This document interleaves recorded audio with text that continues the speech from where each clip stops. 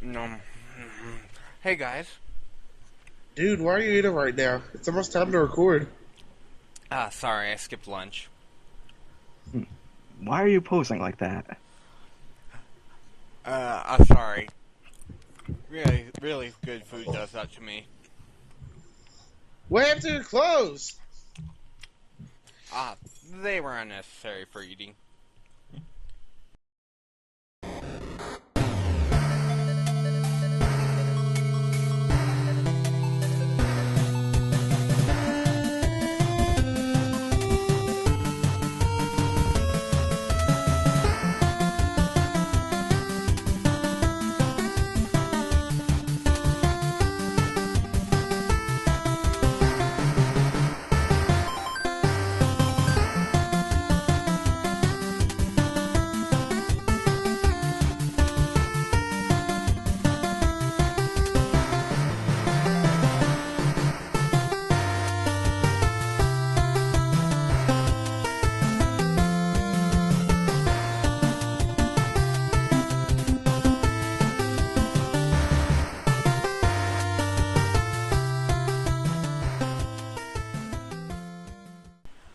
Hello, and welcome to the Simulcast and Anime Discussion Podcast, Divergence Cast. As always, I am one of your hosts, JJ. I am joined by my fellow co-hosts, Stranger. Yeah. And Alex. Yo. And we are impromptu joined by our friend, Adam. I appear to have lost my cell phone. And, as always, we shall be starting this episode off with our simulcast discussions, then following it off with our regular anime discussions, and then proceeding to our, well, I suppose we decided to delay our anime assignment even though we had that blog post a while back. And then we'll move on to our general anime discussion. Recommendations. General recommendations, thank you. And Bravo. yes, I've already messed thing up. Your brain cells seem to have been killed by Ninja Slayer. Pretty much. Yes, they have. If you would like to jump around at any point during the show, there is, of course, the annotations in the YouTube description. So, without further ado, let's start off with our simulcast discussions. So, first off, Food Wars. Oh my god. Oishi! Alright, Food Wars. My opinion on Food Wars is it's absolutely horrible, and I love it. It's one of those shows that's like, it's so bad that it's good. And I'm probably going to watch... I'm going to keep up with it. Yeah. It's still bad, but it's still good because it's bad. It's the best cooking show / hentai I've ever seen. It's the only cooking show / hentai you've ever seen. That you know of. Sure. Let's go with that. Didn't you give like the first episode a 6 out of 10, Adam? I give it a 5 out of 10, and I still stick by that, but I'm still going to watch it. Here's like I disagree with you that it's just bad. I just think it's stupid is what it is. I tend to differentiate the two. Yeah. But yeah, it's so far, it's just so much damn fun. Like, I'm not expecting like any sort of quality character development or nothing. It's just one of those shows where you can just turn your brain off and just enjoy the hell out of it. Oh, I don't even have to... that show will turn your brain off. Your brain cells will... The synapses will just stop one by one for every second that you're watching that show. And by the end, there's just no function. Just orgasmic reactions to food. But, and even those... like a little while ago, there was like a news thing on Crunchyroll where somebody made the food that was shown in the show itself, and it looks so delicious. For real, that looks great. I really want to try that potato bacon wrapped thing, whatever it was. I want to try it. I love bacon. And that shape-shifting rice dish. Yeah, it seems like it'd be complicated. I want to try making that. That actually, I like how they like go through how to make each dish in the show. Yeah. I'm probably executing not making the bacon and potato thing. Yeah. But yeah. I I think I wonder might if have they're gonna do this every episode. Just something that looks just really fucking good. And making okay. everybody basically hentai out. Pretty sure, from what I read, I'm pretty sure that's what happened. That there was always like in a certain arc or every couple of chapters, there's sort of like a food they focus on. It's like next chapter is like they have to make a certain, or next episode actually, they have to make like a certain dish because they're in a certain in a class. And so I'm pretty sure the one teacher does have like sort of like funny reaction. One thing we didn't talk about last week, JJ's, I know this is the Dalai Lama, I think it was. Oh yeah, the He's like, forget my strips calling. off. It's like, yeah, he just strips off his robe and he's like, just naked diving in the air. And he was what he said, like, I reject my calling or something. Yeah. Shout out to Strangers Laugh. No, sir, you're fasting. You can't do this. I reject it. He doesn't want to be a monk anymore. I like how that dad, he left like 2 days ago and has been on like 12 different continents, even though there's only like technically there's like 7, but he's just been on all of them. He went to freaking Mars in 2 days. He's like, oh yeah, I was in Japan 2 days ago. I'm in New York, but and that's not crazy. You can get to Japan from Japan to New York pretty quickly. But he also went to like India and China and every other country between Japan and New York, going around the globe. He's talking about India and Italy. I think that's supposed to imply that he just cooked there. I don't think he stopped there on the way. So I'm pretty sure that's how it is in the manga. That he's just worked in various restaurants in over the course of his career. I think. I'm pretty sure he just the way I thought it was going was like, oh, he just like went. He would just like get off the plane, go to a restaurant, cook up a meal for someone, get on another plane, and leave. Repeat the process. Yeah, like that, but I don't know.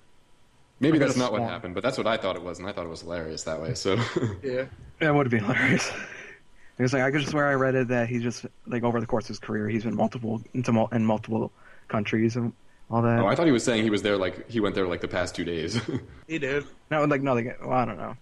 Looks like I'm wrong, but whatever. Porque no los dos? Oh my god! 2 years of Spanish class. I will never be able to get that accent right. I actually took more. I took Spanish for 4 years. Why did I say 2? It's because I only learned 2 years worth of stuff. I did not enjoy Spanish class. How did we go from Food Wars to Spanish class? Well, I mean, he's probably the dad probably stopped off in Spain, made some fancy dishes. He probably speaks Spanish. But do we have anything else to say about Food Wars? I love that at the end. She just said disgusting. Mazui! He's just all confident and stuff, and she says it's disgusting. And he's just standing there with just like the most depressed expression. Oh my god! I took a screenshot of that because it was brilliant. And then the girl's grandfather just like eating it. And he's like, that moment before when that other chick. Basically, she and that other chick were having like a Yuri out moment about cooking. He's just standing right there. They're like, oh, we got rid of everyone. And he's just like, nope, not even a little. And he's like, so, when's my test? He is amazing.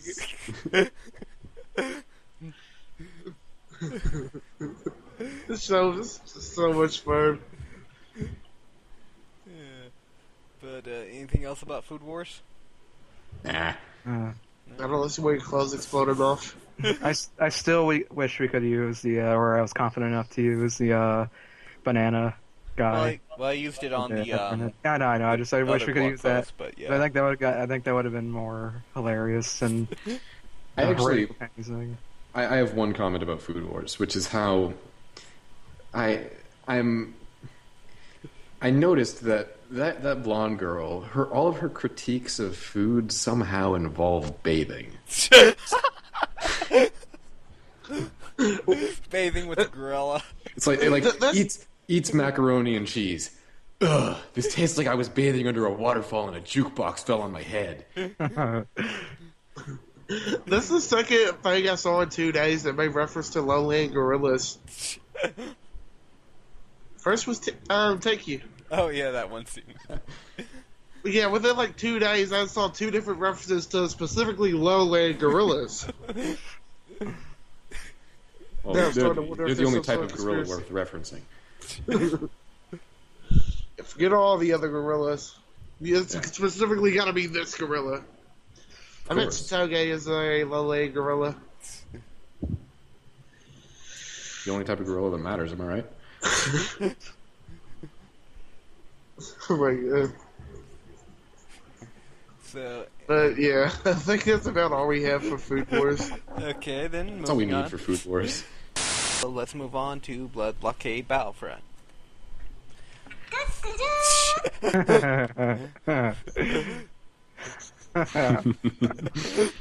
Okay then. Oh, that Avatar Stranger images. That's so.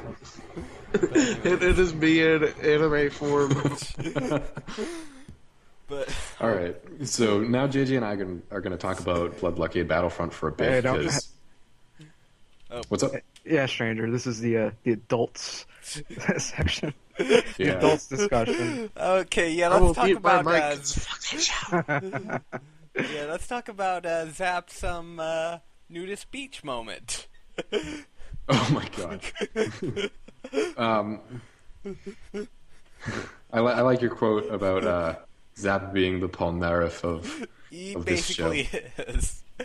He's like Paul The only- Nerve times 100. The only thing missing is all of the problems in the show being caused by him going to the bathroom. There are.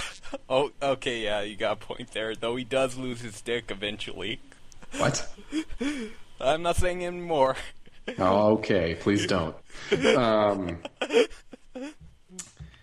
Zap is the kind of guy who will kick you in the face for pizza, Yes, yes, he will. and I respect that. Now, and not to mention, he's doing it for the sake of looking out for someone too. Right? Kicking you in the face for pizza while looking out for you. I don't think Leonardo cared for that very much. I love that at the end. It was like they go through the whole montage. They put it in like old film sepia filter with touching music, and then he's just like, "That doesn't mean anything to me at all." I love the entire sequence. How Zap just like fucking going crazy. And there's one part where he's like, you get the view from like the street camera, and he just like jumps off of it. I and, have like, a just, like, question. Yeah? So, did Zap just go all around this? Like, was Zap following Leonardo, or did he just go to all sorts of different places around the city and order pizza? I don't know. Because I can't tell if he was just there because he was following him, or if he just really likes pizza as much as I do. Why not both? I don't know. Well, When you say catch you really like pizza, would you say it's like a Food Wars type of like? Oh, it's like Food Wars times 12. Oh god, just spontaneously combustion of anything you're wearing. Well, his power is basically lighting his blood on fire. Yeah, he's got a pretty cool power. Yeah. Like his lighter, just using it to create that sword and then lighting it on fire. I mean, that's a cool power. Oh, Definitely blood loss. That's dangerous, but That's all their powers revolves around blood. I did sort of glean that from the title of the show, but But yeah, except for Leonardo, who has like crazy eyes, yeah, he's got the eyes of the gods or whatever. something along those lines. Yeah, basically his powers. The like all-seeing controlling- eyes of God. yeah, basically seeing everything and being able to control other people's sight. That's a pretty cool power, and I really like the design of his eyes. I Yeah, that's the one Same. thing I really liked how they executed in the anime versus the manga. Like, you didn't quite get this cool sense of like how cool it looked in the manga, but actually seeing it in the anime, it just looks fantastic. Like, I wish my eyes looked like that. That would be a fantastic conversation starter. Like, I would never not have something to talk about. Hey, look how weird my eyes are. They're like blue and have maps on them and stuff. Yeah. Look, holograms. Yeah. That's a pretty cool power, and I like him as a character a lot. Also, shout out to the soundtrack for being freaking awesome. Oh, yeah, that's I really love how they executed the soundtrack in this series. Like it in Show by Rocker, like my two favorite soundtracks this season. Anything with swing music, like and good swing music, that's quick to find a special place in my heart. So. Yeah, and it's just it's just a really, really fun series. Yeah. Mm-hmm. And see, and of course that ending is just fantastic. Oh yeah. Everything that's going on is just sort of fun because it's like. Yeah, and I just loved how it captured the personalities of each of the characters. Like Klaus is just doing this awkward clapping dance at the beginning. And then, of course, Zap is doing this ridiculous dance. And, of course, Chain is stepping on his foot. Chain is awesome. I really like Chain. Yeah, Chain and KK are my two favorite characters in this series. Like, you don't, like, I don't think KK is introduced until, like, the next episode. Yeah. I haven't read the manga, so I have no idea who KK is. She's that one chick in the red outfit and the eye patch. Oh, I see. Do you want to talk about White? White is... Yeah, I've not... Because White is an anime original character, so I have no idea what they're going to do with her, but... Yeah, I kind of wanted to get your thoughts on that. Just the fact that they added in... Yeah, I'm not quite sure yet, because we haven't really seen that much about her, but given how episodic the manga is, I can see them working her in pretty well. Plus, what I gleaned off the visuals, like in the ED with the whole thing with the flower, it seemed like she might have some interesting characterization. Mm-hmm. She's also voiced by... Rie Kugamiya? Yeah, that's her last name. Rie Kugamiya, who is in almost everything. Pretty much. But I really like her voice. So I was glad. That was a pleasant surprise to hear that. Yeah, I'm interested to see what they'll do with Fent, because in the manga he only really appeared so far in the first chapter, I think. But it seems like they're showing him a lot more in the visuals in the anime. Mm-hmm. Yeah. He's I'm trying to remember. He's the guy with the lab coat. Yeah, he's the crazy guy who tries to who basically tries to summon a demon while trying to make a pun on a monkey. Yeah, that guy is insane. Yeah. And he is mad scientist. Yeah. Kill him. Yeah. The thing I like about the coming episode is it sort of gives a lot more of the Lovecraftian vibes to it. Like it's basically about this chess game, so it's going to be, but it's like the chess game that makes you go insane the more you play it. Ooh. Yeah, it's one of the more interesting storylines. Some game stuff. I like those types of episodes. I really liked. I think I liked Death Parade a lot more than you last season. Yeah, I mean Death Parade was solid, but I didn't quite enjoy it as much. And then I also liked No Game No Life a hell of a lot more than you. Yeah. But I saw the preview for that and I was like, chess. This is going to be interesting. Yeah, it's also a Klaus heavy episode, I think, as well. That's good because we haven't caught a whole lot of him yet. Yeah, in the manga, he actually has a lot more storylines, or just as much storylines as Leonardo. So, yeah, you'll probably be seeing a lot more of him. Yeah, that's cool. Are we the only two that watched Blockade Battlefront? I thought Alex did. Yeah, I haven't really got a chance to chime in. Oh, I'm sorry. Don't worry about it. The one part I wanted to add is at the end how Leo is in the body cast was hilarious. Yeah. Oh, yeah, that was awesome. And I think they just start like laughing. He's like, "What the hell are you guys laughing about?" That is basically Leo in the entire series. It's like, what the fuck are you guys laughing at? I just got messed up. But yeah, it's easily my favorite series this season. And the sure contender for year if they pull it off. If they make it just as fun as a manga. But yeah.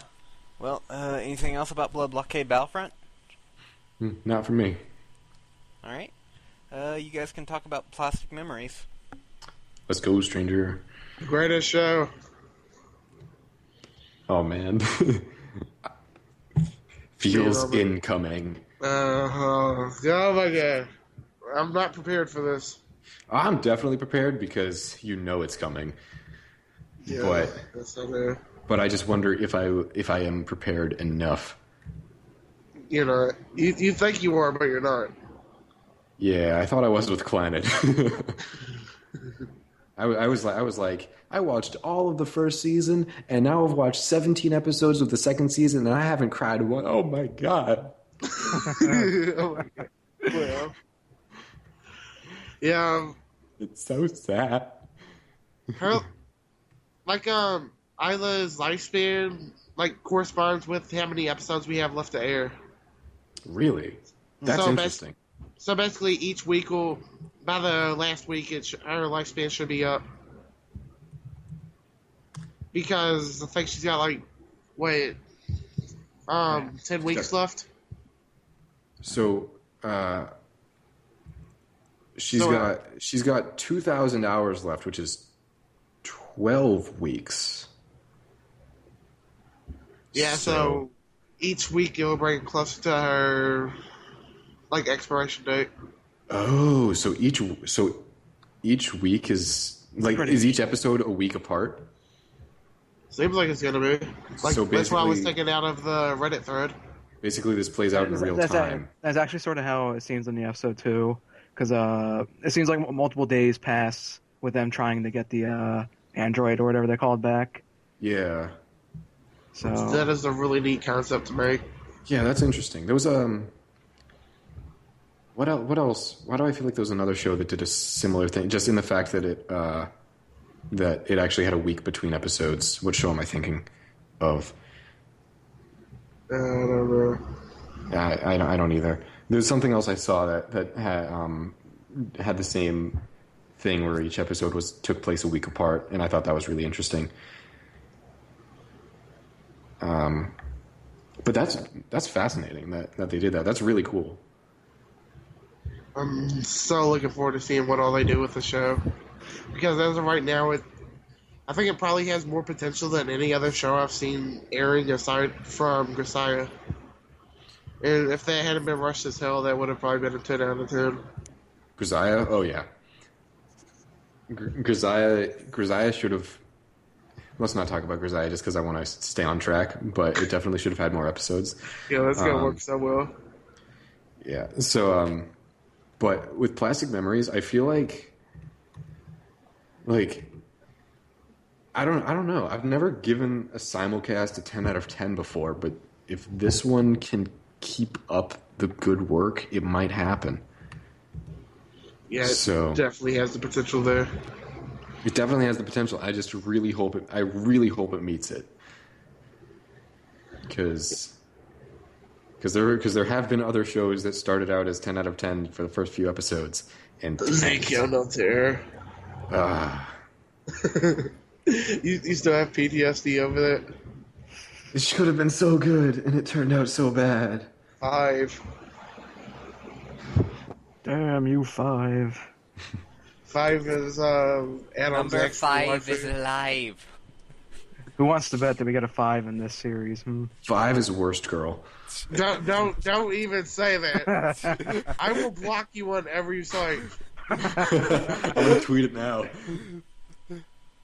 Okay, let's get Like the some person just pops up in every episode. Sup, guys? No, Like this massive dick to everybody. 5 just randomly appears in every anime series now. Blockade What's Battlefront, that? Classic What's- Memories, Food Wars, Nothing Safe. What's that? I Your do partner wanna- has like 1,200 hours left. Let me just accelerate that. Which is exactly what. Which I bet you was exactly what would happen if they're. It was me, number 5. Oh god. You expected you, but it was me. 5. Oh man, like Glad we are getting sidetracked. we just point we're out that we're at least technically still talking about. I'd like to Plastic point out Memories. that all the girls in Plastic Memories are dressed like Vocaloids. Yeah. Oh, That was I that was certainly something that I hope they noticed get about further along in Knights of Sidonia as they do in the manga. Let's just say there is a character who is totally not handsome named Miku. okay. Oh. Wait, it's not has to be okay. She's totally not, but she, even though she kind of is. All right, I'll look forward to that. I'm really liking the character designs in Plastic Memories too.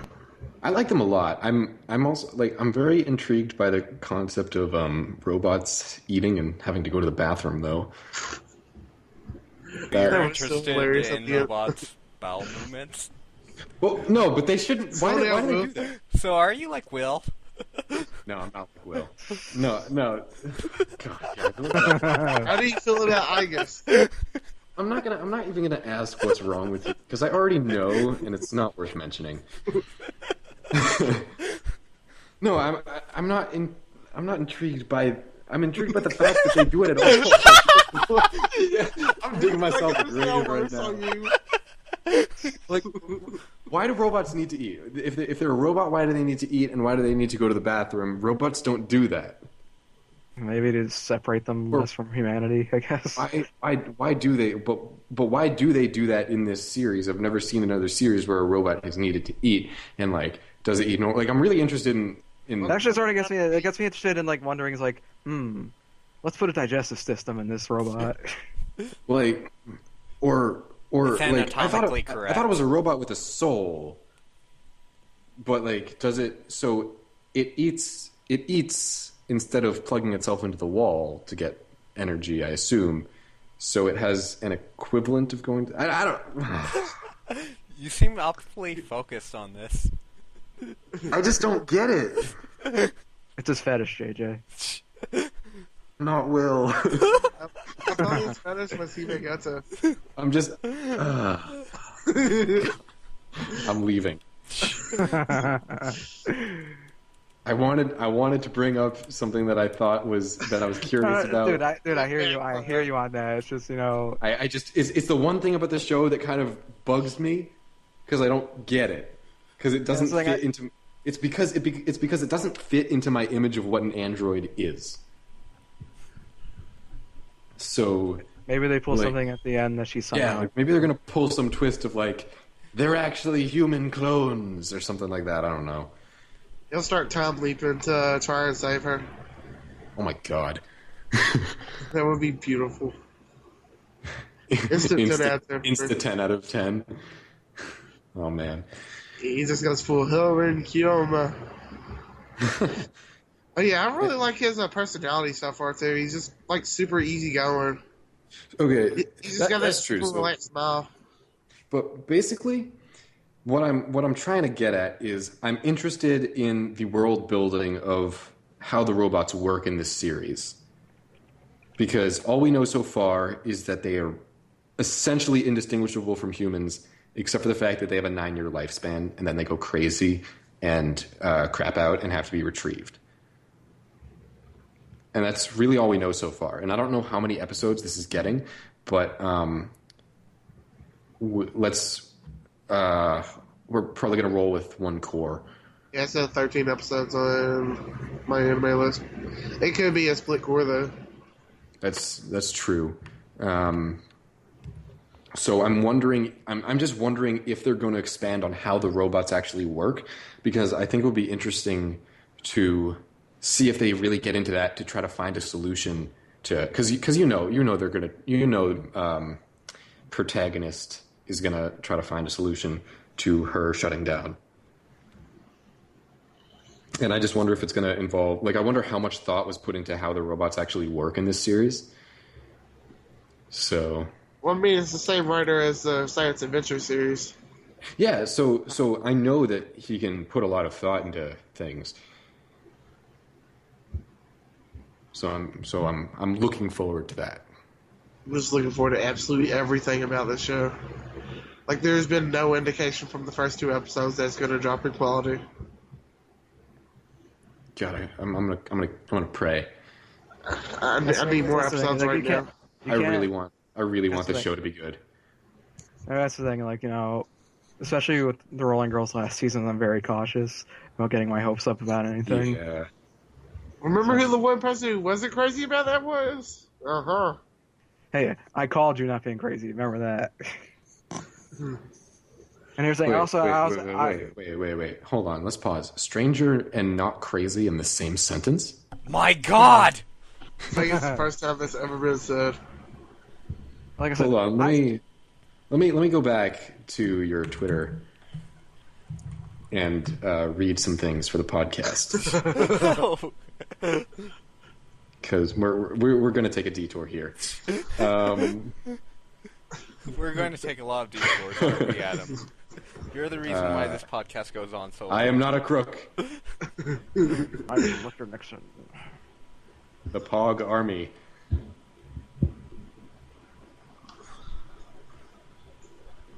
Drugs. Is Hitler a lolly? These are all... We're looking into Stranger's mind right now, and we are unsettled on what we are finding.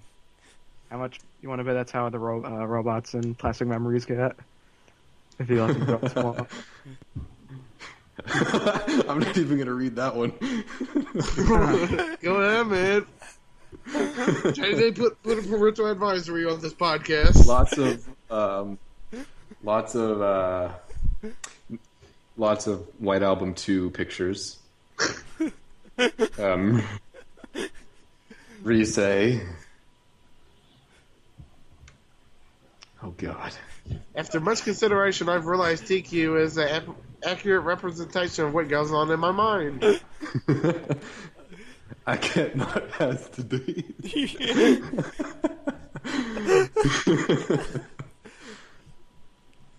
And my favorite tweet from Stranger of all time. I actually quoted him on my own profile for this. Freezing through the sky until you are swim. That was after Teekyu broke my mind. All right. Anyways, we should let's get back to anime. Yeah. So, anything else about Plastic Memories? God tier. I really like if it keeps up the current quality, it's gonna be 10 out of 10. All right. If you guys have nothing else to add, we'll move on to Seraph of the End. All right. So that opening is very spoilery. So spoilery. Gosh, I mean, it doesn't spoil too far ahead because I read a bit of the manga. It doesn't spoil incredibly far ahead if they follow the manga like they have been doing, but still, it totally took the impact out of 7 reveals. So, and the visuals themselves, I wasn't too thrilled about in the actual opening. I didn't actually enjoy anything I was looking at until the 55-second mark. I mean, song was really enjoyable, but everything else was just kind of eh. Yeah. That's fair. I overall I'm enjoying it. Yeah. I think it's a pretty interesting show, and it's only going to get more interesting with the next episode. After that, I have no idea. Yeah, I'll have to see, because I'm, like, so far, like, I'm enjoying it, but something still isn't sitting right with me about the series. And I don't know what it is. Well, I don't know if it's because it's got some slice of life elements thrown in there. Yeah, probably it. Like, it just doesn't mix well with me. Mm-hmm. I happen to like those types of things, and I like the characters so far. So I'm pretty into that. But I can see how it could bug someone like you, maybe, if you're not as into that. So yeah, I don't really tend to like that kind of mix of slice of life and basically more drama, heavy action sort of thing.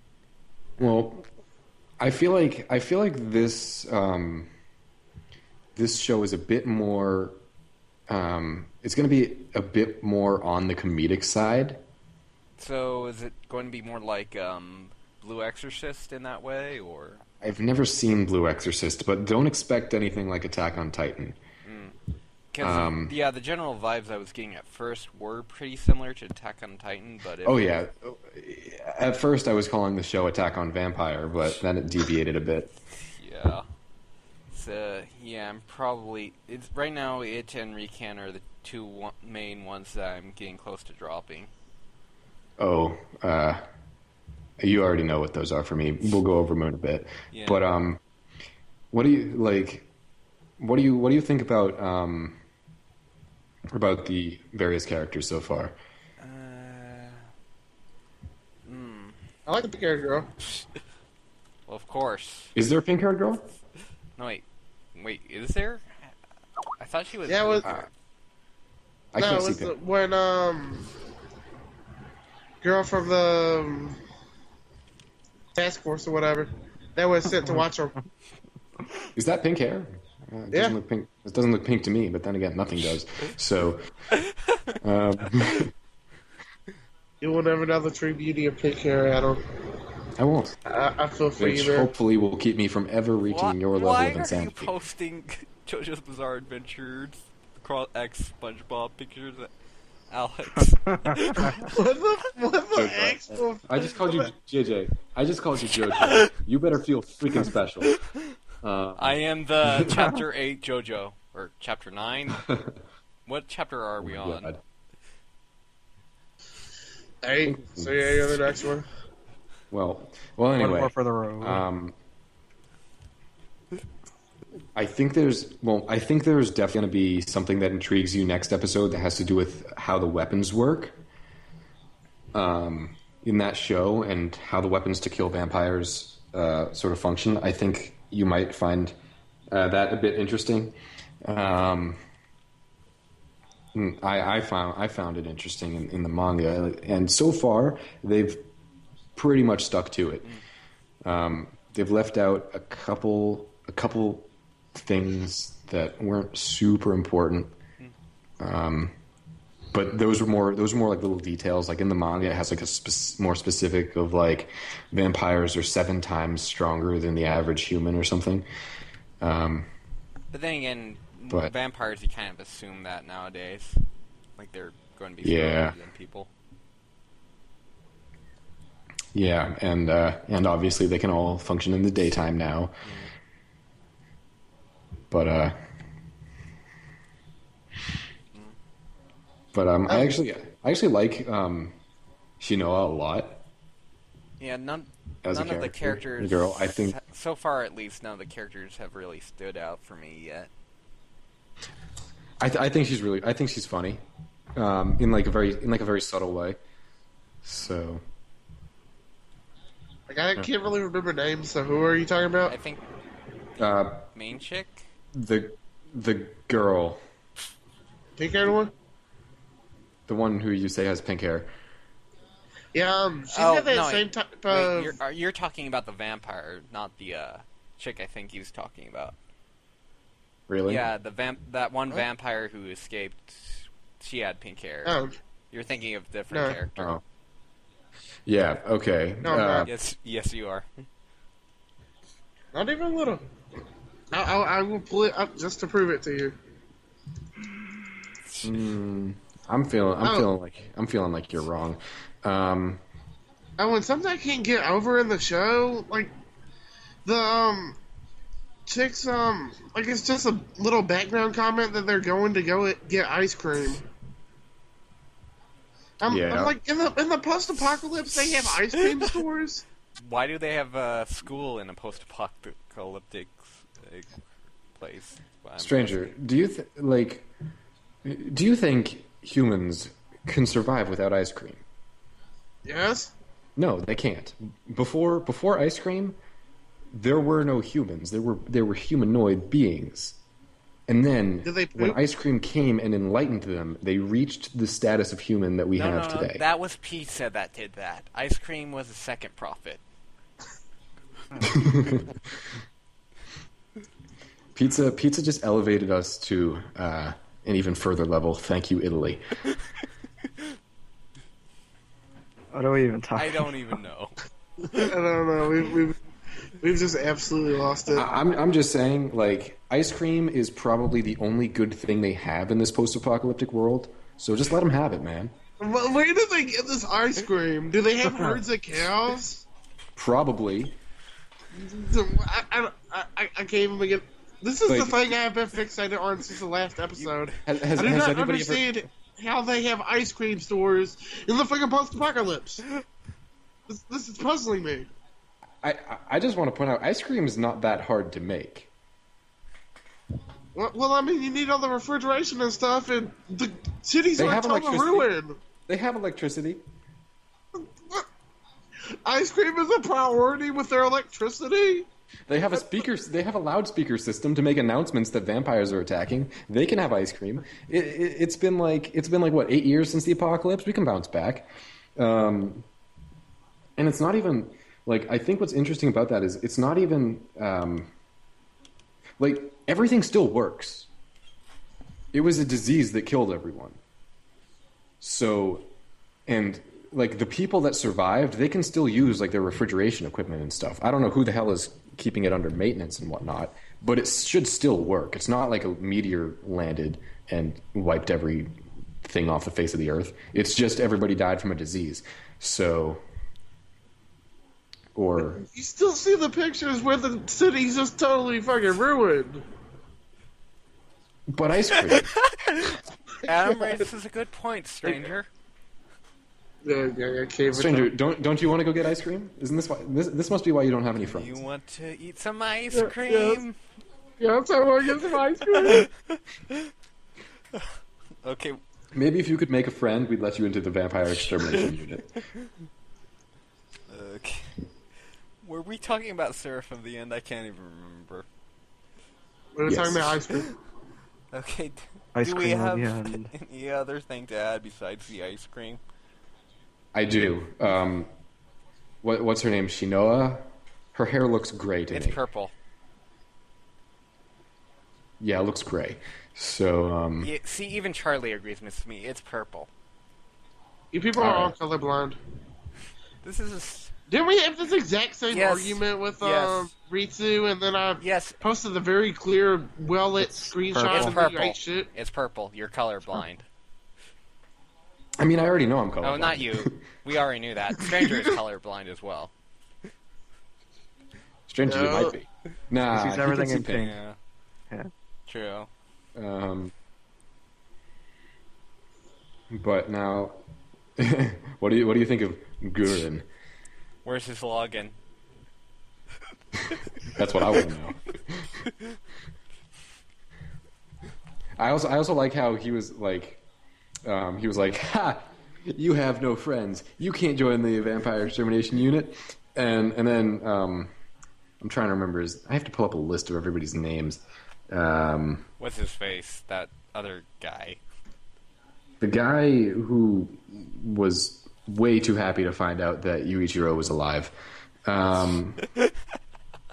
He's like, friend, and then Gurren's just like, oh god, he actually has a friend. Oh crap. Oh man, I have to keep my promise. Oh, I gotta let this get to the vampire extermination unit. We are so screwed. So, and that's why I sort of get the more comedic vibes from this show. But yeah. Why are you still posting SpongeBob stuff? But anyways, let's see. If there's nothing else you have to talk about Seraph of the End, you guys can talk about Nisekoi. We should talk about the SpongeBob simulcast. That's, I talked about what I needed to about Nisekoi last week. I really don't have much to say. It wasn't that great of an episode, personally. Well, I was laughing my ass off at it. I enjoyed it. I've enjoyed every episode of Nisekoi, even the parts that make me want to punch something very hard. But it's like, to me, that first episode, like, while it was cute, it was unremarkable, but at the same time, it's sort of just business as usual with the franchise. Yeah. It's not. I don't think they didn't really like try to do anything special or fancy for the premiere. They just sort of picked up where they left off. Yeah. Also introducing, shaft hands. Yeah, what was that? I missed that. What do you mean by shaft hands? No, because there was one part when Chitoge was trying to get Raku's attention, and I think it was the second half of the episode. Can't remember. And she puts on like a nail polish, or like she does her nails. Yeah. And so what happens, like, they're just showing off her hands in the show, and so I saw a lot of people start referring to it as shaft hands, where I just sort of came up with the term on my own. Mm-hmm. No, I know what you're talking about now, with the when she was like holding the paper out in front of him and was like, wink,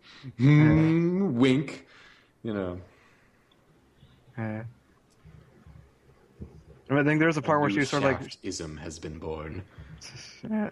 That's the thing. I think it was also before she's like, "There's no way he can't notice these," and so it was just like, slowly showing her hands. Like, I personally think it was hilarious the fact that he did notice everything and just didn't comment on it. Feel the need to comment on it. That's the thing. It's a typical trolling of the show's capable of. Yeah, I also feel like that's totally something I would do. Yeah. But of course, he didn't notice the ribbon had changed. Mm-hmm. So, Stranger. Yes. Best girl? So it's a tough one. I say Young America. but yeah, I did want to say one more thing about worrying about Seraph. What I was trying to say right before JJ started being wrong was that, like, the one girl's humor reminds me a lot of what's her face from Sakana. Just that really dry wit. You mean Kato? Yeah. She's just got like that really dry, biting wit to her. Well, that's like some of the best humor. Yeah, that really gels with my sense of humor, which I think is why I like her so much. Is because it's somewhat similar to the sense of humor that I have and use. So, I think. Hey, Adam, have you ever watched what series am I thinking of? Humanity Has Declined. I can't remember if you watched it. I haven't. I remember seeing you wrote a review on it on Game Informer like a while back. The protagonist in that one, the heroine, she's got a lot of dry wit. All right. You and Stranger both watching make 20 other things right now. Also, she has pink hair. Yeah, I wouldn't know anyway.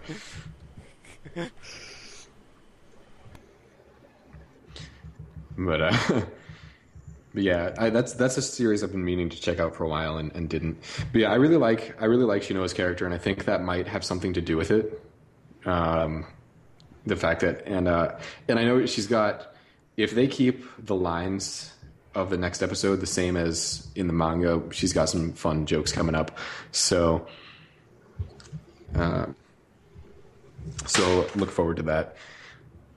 Actually, now that I think about it, how do you like the sisters from Certain Magical Index? I like them a lot. I think Misaka Misato, or whatever her name is, She's one of the characters that I really like that I've recently come across.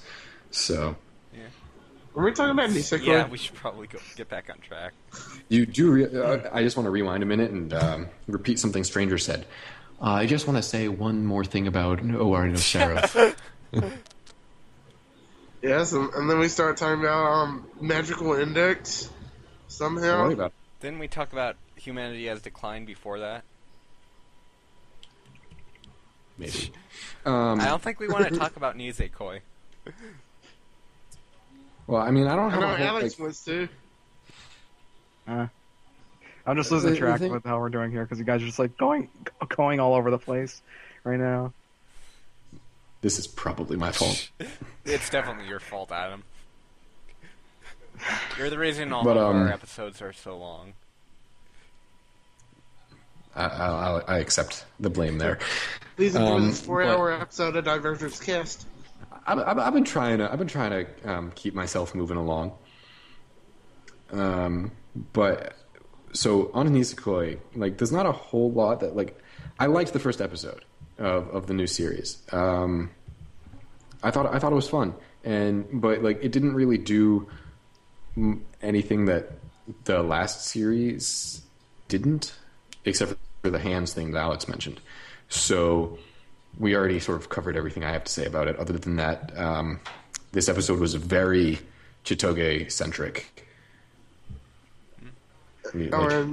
Like everybody else probably got maybe like a minute and a half of screen time combined. Well, there was one part on the rooftop.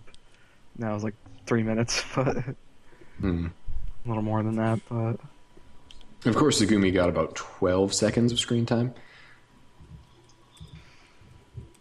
because she never gets any.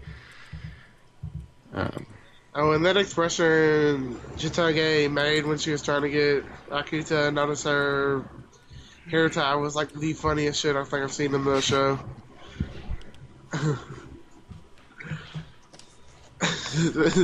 She's just got that expression like I'm just totally tired of this shit. Yeah.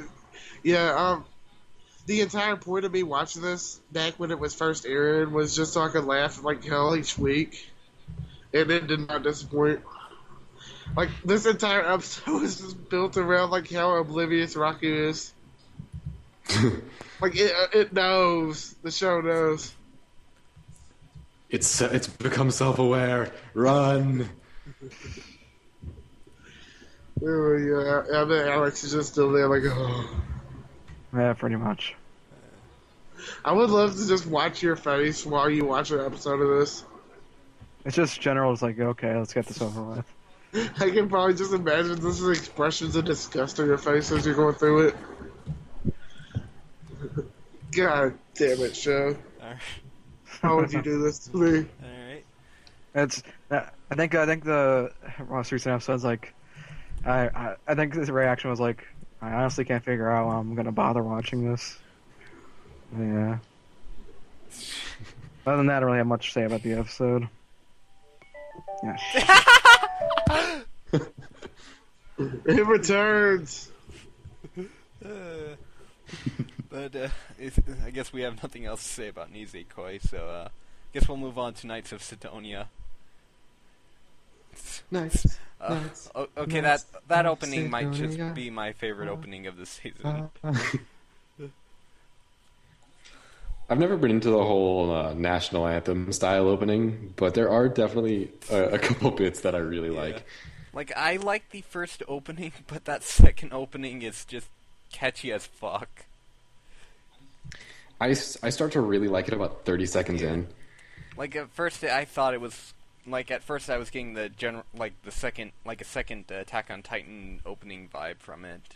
But once... Yeah, but I wasn't too into the second Attack on like Titan I said, opening it fit either. the arc and the visuals were... You heard And nothing. the visuals were pretty, the visuals were a lot better than the first opening, but by and large it was kind of a less enjoyable song than the first Attack on Titan opening. Oh yeah.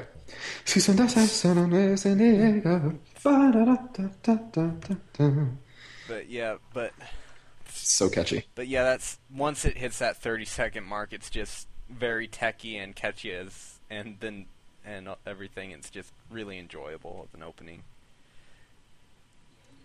Yeah, it is. And as far as so far, the episode itself is mostly been catching up with stuff they sort of missed in the first season. Like a lot of the stuff they were showing was stuff that technically happened in several chapters ago in the manga, but they're just now catching up to it.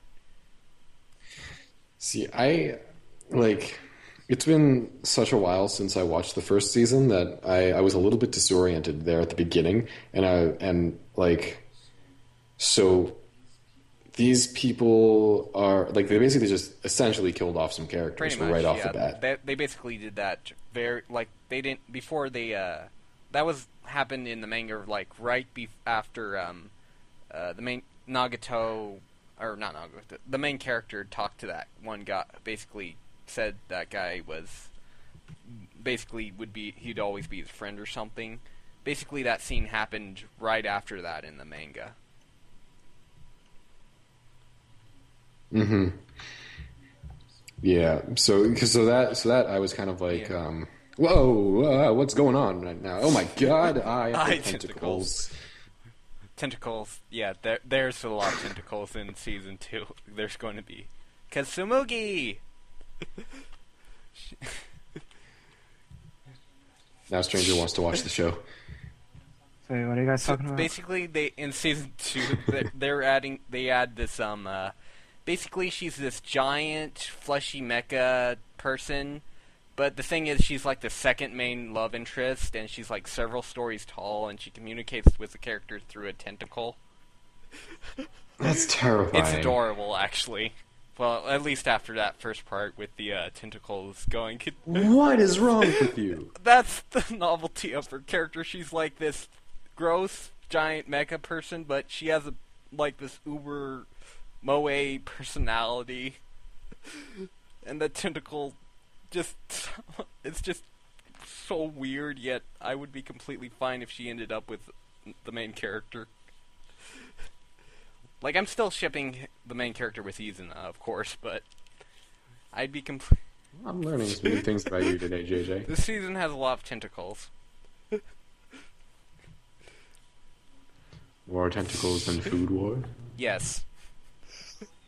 Oh, well, you've learned a lot about him today. We've all found about your fetish for robot pooping.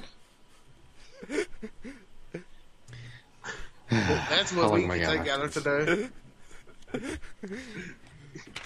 You're going to be hearing about this for weeks, you know. I'm painfully aware, and... oh, God, this sucks. But, yeah. I'm just curious about the mechanics of the world. It's not as well established as the Fate series or anything. Well, people can photosynthesize and, Not Knights of Sidonia. Not Knights of Wait, what are we talking about now? Plastic memories. How did we get to plastic? Oh, yeah, the robot bowels. Let's not talk about that. You're the one who decided to make us go back to plastic memories. No, Stranger did. This is not on me this time. But, okay. Actually, every time we've got Sidetrack has been on Stranger this time. Okay, back on track with Knights of Sidonia. What were your general thoughts on the episode? I still think the show is really good. It's one of the I really don't care for mecha. Yeah. But it's Sorry. Just something Stranger tweeted. I see it. I see it now.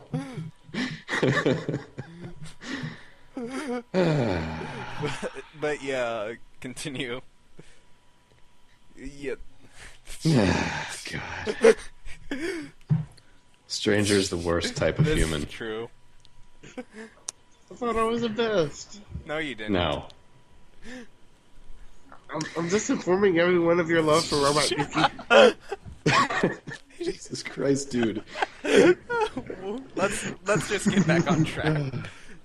This is what happens when we have you on, Adam. This is an example of me being an entirely innocent party, and something I say with no malintent gets 100% misconstrued by whatever sort of Teekyu crap is going on in your pink-haired brain. It's just the first Teekyu theme playing over and over again. Pretty much. Themes in the credits. Whatever goes on in your head, it's like there's some sort of machine that just like takes whatever. There's something that goes on in my head. I say it. It goes into your head. Goes through some process that makes it all sorts of wrong, and then is spat back out by your mouth hole. I'm telling you, my brain is literally Teekyu. Okay. You are watching a unfiltered look into my brain. Let's just get back on track. Yes, let's talk about Teekyu. I'm curious about the science. Okay, Knights of Sidonia. So, science. But yeah. I am mad science. But yeah, honestly, when you get right down to it, the main concept is basically Attack on Titan in space with mechs and space opera themes. Because yeah. What I was saying was that I don't usually care for mech shows, but I really like Knights of Sidonia. It's intrigued me a lot. It has a really cool universe that it's in. The characters are fascinating, and so is the animation style. Actually, yeah, I mean, because it's cell shaded, but not total crap. The only thing I really see that would sort of prevent it from getting, say, a Attack on Titan levels is the CGI. It sort of lacks some fluidity to it. Like, it's sort of slow at times and a bit clunky. I mean, when they actually show the mechs in action, like, my favorite part about the series is when you get that in-cockpit sort of view from the characters. Like, you're actually seeing stuff in through their cockpit view. I really like those scenes. Mm-hmm. You know, they had an Oculus Rift demo of the Knights of Sidonia launch sequence, where you could like look all around like you're in the cockpit. Yeah. That'd be pretty cool to try awesome. out. Yeah, and just the general themes are really, like, they're really dark and stuff, but you sort of got the same progression of dark, like the despair that you got from Attack on Titan, where, like, instead of, the walls, you have Sidonia, which is basically, as the story goes along, their situation gets more and more desperate, sort of. I mean, they sort of have, they continuously find a way to get past it, but they usually lose a lot of people in the process. Like, this whole survival rate of the pilots are pretty damn low. And the Ghana themselves are pretty damn frightening at times. They're sort of interesting. Something that I felt was weird about the show was that, like, it's not an issue at all. I just thought it was interesting because it's the exact opposite direction that most shows go in. Where like, am I not remembering correctly? Where like nobody has seen a Gauna in like a very long time, and then one of them appears, and I mean, it screws over everything, yes. But instead of like everybody being like, "Oh, the Gauna don't exist anymore," and being like they got themselves prepared pretty quickly after that first attack to deal with more attacks. They are basically in a, like, their vessel is basically their equivalent of their Last of Humanity, but they keep their pilots pretty well trained, don't they? So yeah, they basically they're preparing for their destruction pretty much. They're always prepared for it. Mm-hmm. Plus that whole part with that one Ghana basically destroying most of their crew way back when. I imagine that would have forced them to be prepared basically any time. Mm-hmm. I just thought it was interesting that they, like, I now that I think about it, I like the fact that they didn't play off that whole cliched plotline of being unprepared for attacks and everybody getting screwed over. Like, instead, it feels like everybody's getting screwed over not because they were unprepared, but because the Gauna are just that powerful. Yeah. You know, so it makes it seem like the enemy is more powerful Well, that's as opposed to just human with incompetence. the Ghana compared to say like the Titans. The Ghana are constantly learning. Like they always find a new way to basically a new tactic to fight against Sidonia. Like they're constantly on a progression to try to destroy Sidonia, but they are constantly learning. And I'm also intrigued by just the concept of them as an enemy in general. Like, I want to know, like, they've got this mysteriousness about them that I want to know more. They sort of explain it later on I think they'll explain it later on in this chapter, but it's sort of, they aren't quite like the Titans in some ways, but I'm not going to really say more than that. Like, they sort of explain it later in the chapter, or later in the series, about why the Ghana are constantly going after Sidonia. Mm-hmm. But yeah, and, well, I also, like, they're going to have a lot of interesting characterization moments with, like, Tsumugi and Izuna and... I just realized in the poster, she's doing, like, this, like, little thing with her hands. Yeah, she does a lot of dainty stuff with her hands, and she's just this giant, fleshy mecha chick. It's disgusting. It's disgusting, yet the novelty of how she acts it just bounces off each other so well. It's like she's super gross looking, but yet she acts so adorably. Disgusting. You'll grow to like her. Let's find out. But yeah. But anything else on Knights of Sidonia? Nah. Alright, I guess we'll move on. Oh wait, is Alex back yet, or... Nope. Okay, I guess we'll start off with talking about My Love Story then, and just wait for him to come back. Unless you guys want to... I didn't watch it, so... Okay then, let's see... I guess you guys can talk about... No wait, I suppose Alex watched that as well. I think Alex also watched Arslan. Damn it, we should talk more about Knights of Sidonia. Where did Stranger go? He's still tweeting. Yes. Oh, there he is. Oh, there he is. Telling everyone how they're wrong. But yeah, everyone went to argue with me about Reese's hair color too, and then they all ate shit.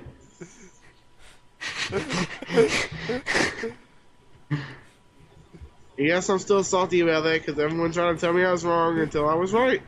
Oh, there you are. Now we can talk about My Love Story. So tell me about this love story of yours. Well, it involves tentacles. And Adams involves robot Lots bowels. of eyebrows. Heavy eyebrowed tentacle Dakimakura, whatever the thing is called. Love pillow. That's what JJ. That's We will JJ's be love at your story. weddings. We will be at your wedding. Don't forget the peanut someday, Adam, and we will be all be doing the wedding speech. And we'll bring up Robot Dookie. You think I'm going to invite you? Yes. You know you It's love supposed her. to be my special day. I'm not having you ruin it. Okay, let's go back on track with My Love Story. So, how about that butt tree? My love story does not involve Stranger in any way, shape, or So form. how about that butt tree? It was a beautiful butt It's tree. a guy's butt tree. Stranger just learned something new about himself. No, I make a lay Liddy face in real life right now. I love how they spend like half a minute discussing how that tree looks like a butt. It's like they just randomly, like just out of nowhere, like, hey, that tree still looks like a butt. I think this might be the most interesting character for a shoujo romance ever. That's like it feels like a joke out of Senokaiyaku almost. That's exactly what it feels like. They just keep staring at it. I've been walking past this tree for 10 years that I never noticed.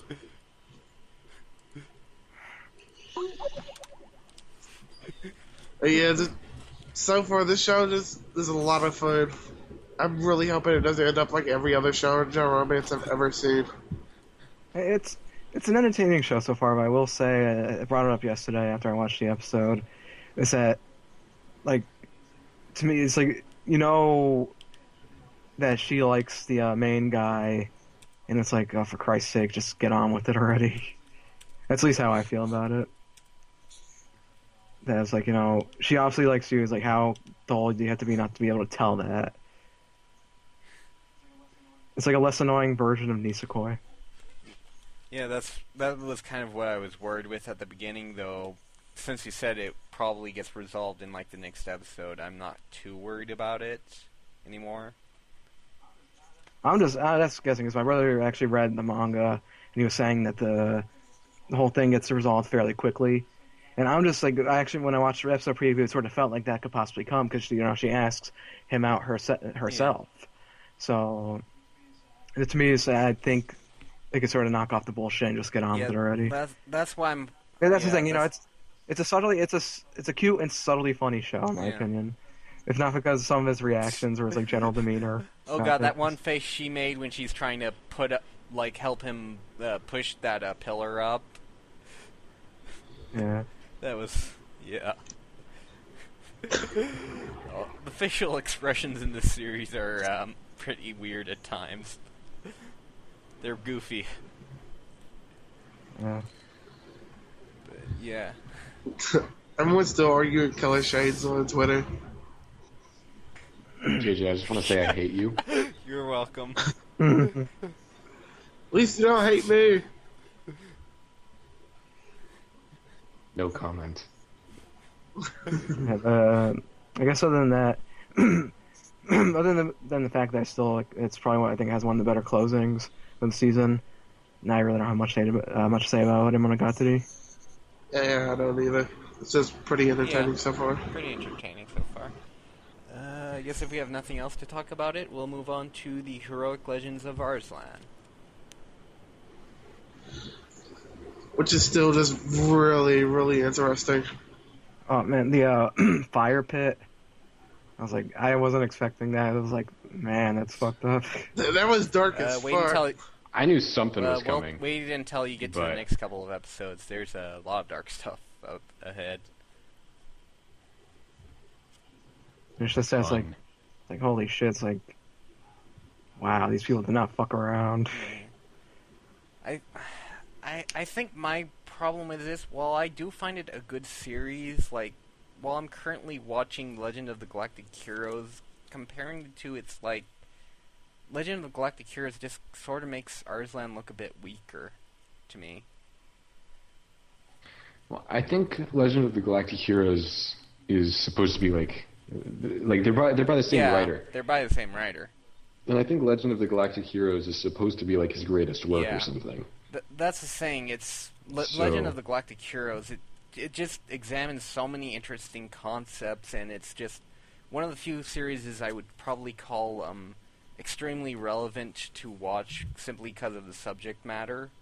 But whereas Arslan, it's an interesting story, but I don't really come away with it with anything special about it. Like, it's enjoyable, but it just doesn't have the same level of wisdom. It's interesting, and I'm definitely going to keep up with it, but it's not because it's not like it has the same level of impact as Legend of the Galactic Heroes does. Yeah.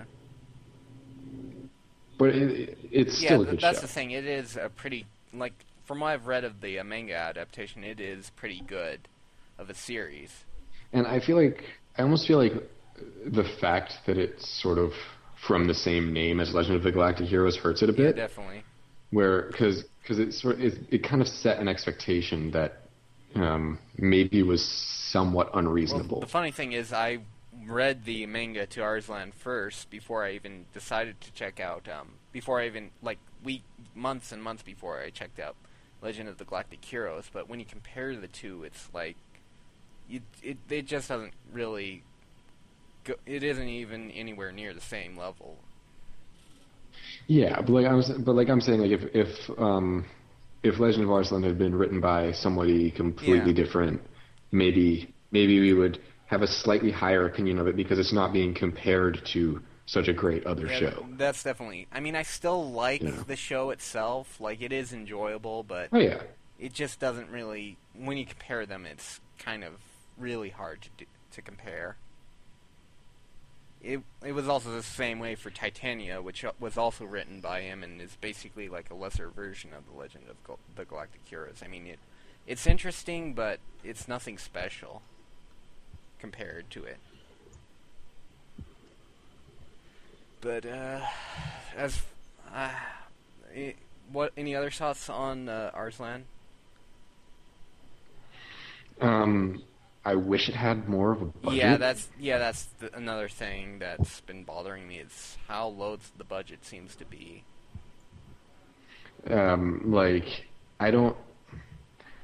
I'm not. I'm trying to decide how I feel about it. It's like sometimes they CGI the soldiers, and the thing is, like there was one scene in the first episode that they had CGI soldiers and everything else was hand drawn, and the CGI did not blend in well at all. Like that was my problem when I tried to watch the Berserker movies, like the Berserker movie adaptations. Like they had these CGI armies, and then they had mixed it in with this whole 2D animation, and it just didn't hit right. And they actually did the same thing in Seraph of the End, episode 2. I don't know if you noticed. Yeah, I think I remember now, the whole crowd in CGI. Yeah. Yeah. It was very clearly CGI, and it just didn't mix well. Yeah. And I feel like it would have been... now, it's definitely understandable when you're working with not too much money to CGI those things, because you can't, like... It would cost a lot to hand draw those, like, thousands of soldiers, when you can just copy and paste a 3D model. That's the thing. But the animations are kind of stiff and whatnot. Yeah, I think whenever they release that Legend of the Galactic Heroes reboot, I think the CGI will be, if they use CGI, which they probably will for the ships, it'll probably jive better. Because the thing is, CGI it feels a lot more weird when you're doing it with characters compared to other things. Mm-hmm. But yeah. I mean, I forgot to mention last week, and there was like some really poor CGI in Hokage no Pleiades. Like, what is that? What is that show? It's basically a magical girl anime that's pretty damn generic. Oh, okay, so I probably wouldn't care for it. But yeah, when they switch it to the... I was interested just because it was by Gynax. But... Yeah, it's not very good. Alright, good, I won't waste my time with it. But yeah, when they switch into the magical girl sequences, it gets into this really jarring CGI that does not look good. I mean, it's not shown by Rockman, but it's still not great.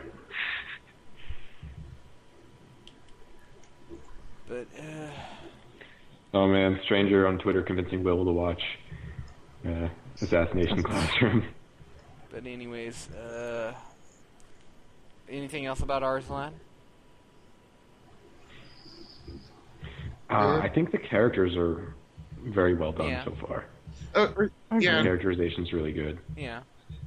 I did want to say the one dude who betrayed him. I don't even remember the dude. Yeah, that's the thing. A lot of those characters, like a lot of the generals they sort of showed, none of them really have any characterization. Like, I think they just sort of... It also doesn't help that they all wear the same clothes. Yeah. Yeah, like, it took me a few minutes to realize that there was even someone that was on Arslan's side. Yeah. It was like, no, Shaki, oh, he betrayed him. I don't... Like, it didn't have enough time to really make me even notice the dude, let alone care. Like, they... Well, I noticed just because I remembered the guy saying, like, the guy said, oh, there's nothing up ahead. We can just charge. So I just knew whoever that guy was betrayed him. I didn't really know, like, what his name was, and I didn't really remember his character, but I was like, oh, the guy that scouted ahead betrayed them. You know, so I sort of put that together, but then we like never saw him again. So did he show up at the end? He did. and then the one other guy besides Arslan.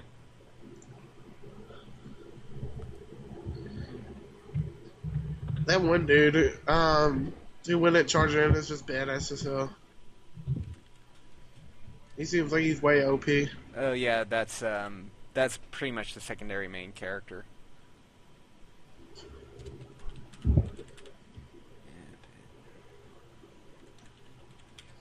Yes, I think I did. I'm convinced Will to watch S Class. All I need to do is pass reach it. Because we need another reason to believe Of course. he has a robot fetish. Y'all need more reasons to believe I do. Nah, you just care about the pink hair. Quote, pink, unquote. I don't actually... nobody can seem to agree. But, I've just completely given up. but, No one seems like they want to agree that I'm right. The struggle is You're real. wrong. but, anything else about Arslan? I like the ending. Like the ED. It felt... Just yeah, the the song. song was alright, but the visuals were just sort of staticky. Yeah. Well, yeah, it was sort of just like a plain Ken Burns slideshow style thing, but I liked the song. It didn't like blow my mind or anything, but I was like, oh, like I'm not gonna skip this. You know, I'll let it play in the background while I do other things. Mm-hmm. But anything else about Arslan? Not for me. Yeah. Nothing. Alright, okay, I guess moving on, we'll talk about Mikagura School Suite. Yeah. That's a show that I had on my plan to watch list and then took off of it and never checked it out. Yeah, Should.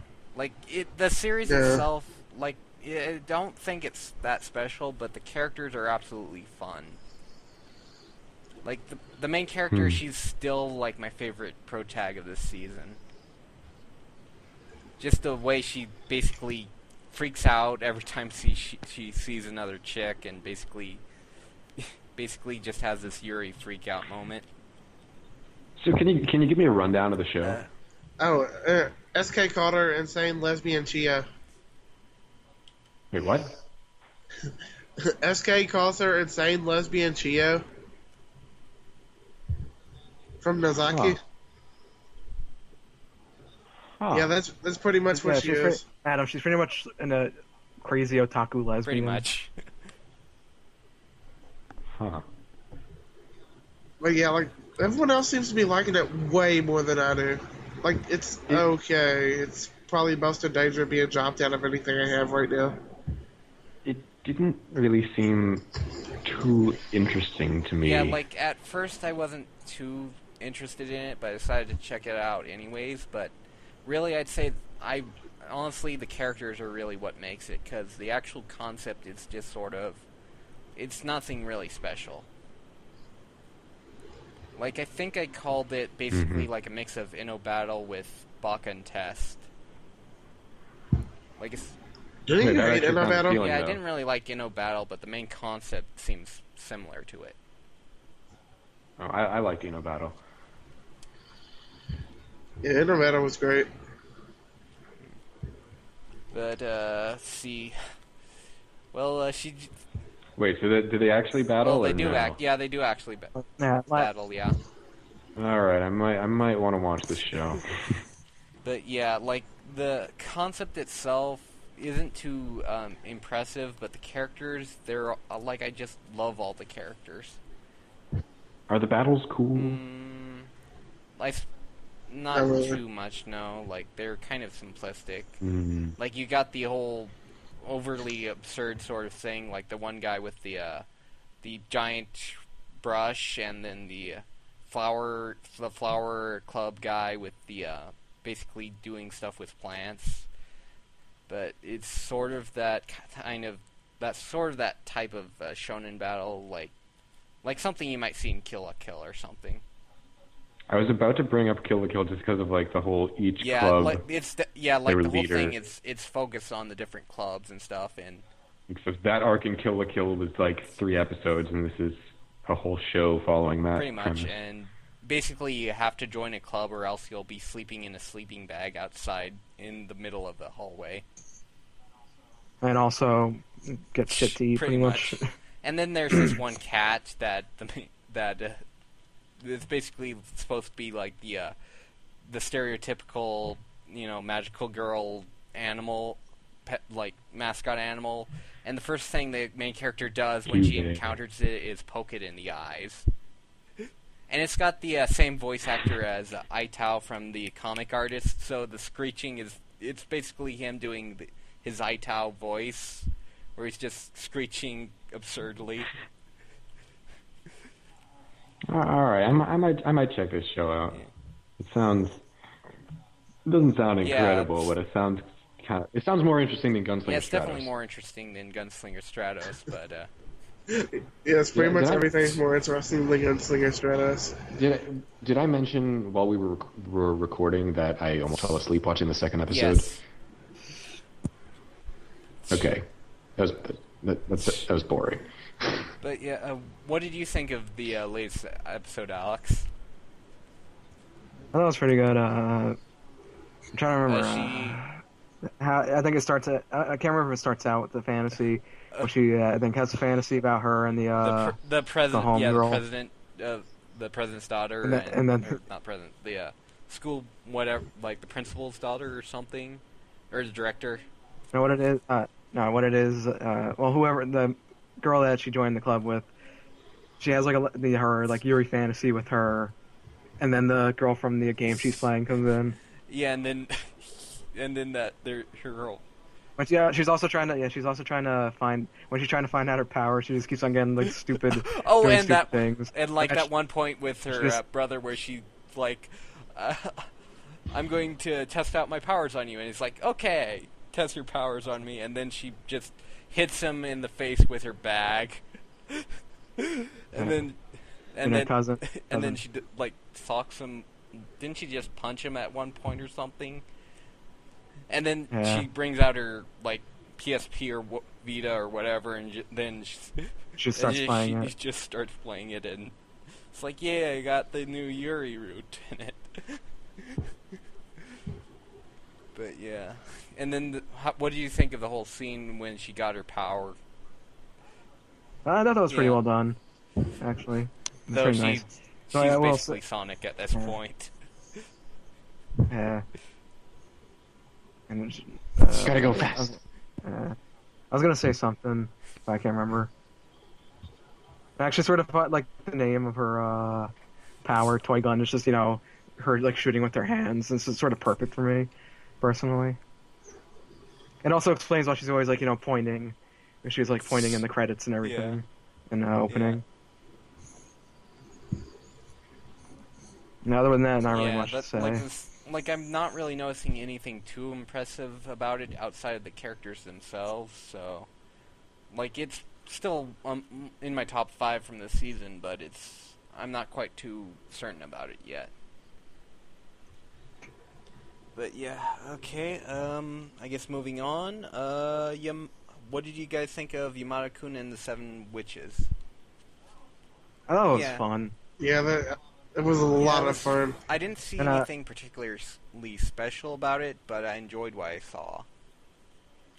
And it's how much would you recommend it to me? That's another show that I looked at and never got around to checking out. Yeah, I think you should give it a shot. Yeah. Actually, it's actually sort of funny because my brother is actually reading the manga for it, and I'm looking forward to this one part in the anime. Because there's a certain part with the one guy and the girl who's about to join. The girl comes in at the end of the first episode, and just something they do that is hilarious, and I can't wait for it. Does your brother read the manga for everything else, ever? He tends to sometimes check out the stuff a lot of the time, yeah. But like I said, I sort of went in. I remember reading the description, and I sort of wasn't sure if I wanted to watch it. But that pretty much, while it isn't the best of the season or anything, it surpassed my expectations watching it. I had a good time watching it. Okay. Anything else about Yamada-kun? The one part when they're in the club room where she rejects kissing the one guy, but supports the two guys kissing is hilarious. Yeah, we were out. I love how they're just all looking at his pants and staring at his dog, but he's just sitting there now. Yeah, I loved her personality. She was just like so uninterested until we got to Yaoi. Yeah. And she's like, hold on, let's see where this goes. It's pretty much like for science, just in a more like deadpan way. I guess we'll move. Yeah. The season of the glorious deadpan characters. Yeah. Anything else about Yamada-kun? All right. No, nothing. Let's move on to Rin-ne. So, what did you guys think of it? If you've watched it. I'm trying to think of the funny moments. There's the bunny. That thing was just sort of funny how it just at the end it had a bunch of the pretty much the cheapskate Shinigami, whatever they are, and they're just sort of all clumped together. Also, his grandmother is hilarious. Like the youngest grandmother ever.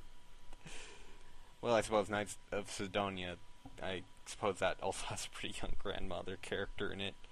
But the one thing I like about Rin-ne is it's like it gives off this whole battle shonen vibe to it, but all the it's calm. It's calm. It's very calm, and all the action seems very toned down.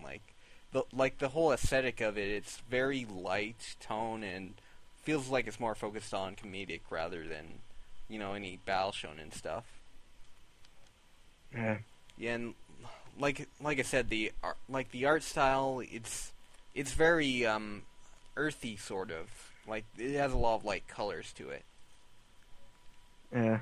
Yeah, and then the characters, they're all so far they're all pretty fun. Like him, his grandma, what's her face, the main chick. Never a good sign sometimes. What's her face, the main chick. Yeah. I loved how she just went along with the bunny without any thought to it. Like, she just went along with the bunny. Also, that was hilarious. Just the bunny, just the faces he made when the guy was like, he's like, So you cut into my action. Yeah. But so far, I definitely feel like I'm more likely to stick with it than Recan. Yeah. Like, they have a very similar concepts, but I don't know, something about Rin-ne, it feels like it's something I'd stick with a lot more. Yeah. Yeah. But anything else about Rin-ne? Nah, I can't think of anything. Okay. What did you think of Show by Rock then? That was a great. I loved that episode. And just the way what was it? What's the name of the band again? Crimson Dongers. Dongers? No. Crimson something. Crimson Shingamis. Crimson Shingamis. I loved how they all introduced themselves, and the one guy I just got a kick out of it was like, a man's cave is his secrecy or something like that. Just saying a bunch of this cheesy stuff. And just their general demeanor, especially when the one guy who was the responsible one of them, they're all inspired by him, and just the face he would make when he did something inspirational. And then they have all absurd personalities to them. I vote we rename the podcast Crimson Dongers. Crimson Dongers. But that's. And also the song itself, yeah, the song that they had was pretty good too. I think, what was it, Crimson Tears or something? Yeah, it was only a minute long that they had it, but it was. It makes you look forward to whenever the soundtrack. I really want the soundtrack to it, because if that's what the music is like in the first 2 episodes, then I can't wait for the whole soundtrack to the series. And then and it was also pretty good that outside of that, it still maintained has more still has some decent depth and also some really good comedy. That especially when the girl, Cyan, was done taking a bath, and she's like out of the bathroom, and she the one when she dog chick. did the cat meow. Yeah, how when she did the cat meow, the guitar actually. Oh yeah, the blushed. guitar. Oh, by the way, playlist. the guitar. And the dog, the dog chick, guitar. whatever It's her actually name is. voiced by the same guy who voiced Favreau in. Yeah, Oh, really? Favreau in It's- Rage of Bahamut. I never would have guessed that. Yeah. I'm not sure if I would have guessed that, but also, I love how they made the dog, whatever she is, girl. She's pretty much just like this sort of perv for cat girls now. Yeah. And she's just like, everything she was doing, she's like I love her anguish face or something like I could have that. taken a picture of her. Yeah. And there was something else when she came into the room. It was like she expected to be like the only one that came, and then everyone else came. And then they also had the sheep person who's an alien instead. Yes. So she's like beep beep beep beep beep beep beep beep, and it's like no one can find out. Yeah. She's like, I'm here to study humanity. And I love that one scene when the Crimson, whatever they're called, were doing their song, and then those 3 pig chicks were basically like booing them at first, but after the song played, then just like, change they over looked the... at each other and then just changed their band shirts to theirs. And we're just cheering them on like crazy. I was gonna say something else. The egg manager. The 2 funny parts of the episode, or 2 of the funny parts of the episode, were when he asked Cyan, "It's like, where do you live?" He's like just being this complete creep. And then the next episode preview, he's just going nuts over the middle school It's band. like they're not too big, they're not too small, they're middle. In the middle. And he's like having a seizure. The masochistic egg manager guy. But yeah, like by and large, I'm really liking this series so far. Yeah, me too. Like I said, it's just it's interesting to me. It looks good, and it's been consistently funny in both episodes so far. So I have a fair amount of hope for it. It should be. I think it's going to be consistent throughout. Yeah, but anything else about Show by Rock? Not that I can think of now. All right. Anyone besides me watched Ninja Slayer? Yo. Nah. Yeah. Well, I will say, man, I like I said, once it was evident that it wasn't going to be what we thought it was going to be, I sort of just went with it. And like I said, if you take I'm not the show, gonna go back to it. It was terrible. Any of the 2 to 10 people that listen to this podcast, I suggest you really got to go in with it expecting pretty much. Don't expect anything serious. It's pretty much feels like the spiritual successor to Inferno Cop. Not self never touch Inferno Just maybe Cop. that's pretty much just better animated. Essentially, It looked I personally terrible. thought it was hilarious. No, that's the thing. I actually sort of refuse It's that terrible. person. Like outside of the like Inferno Cop-ish animation part, I thought it looked fairly nice. Yeah, I'm easily calling it the worst show of this season. And I'm sorry, man, that's an Salt overstatement. is real.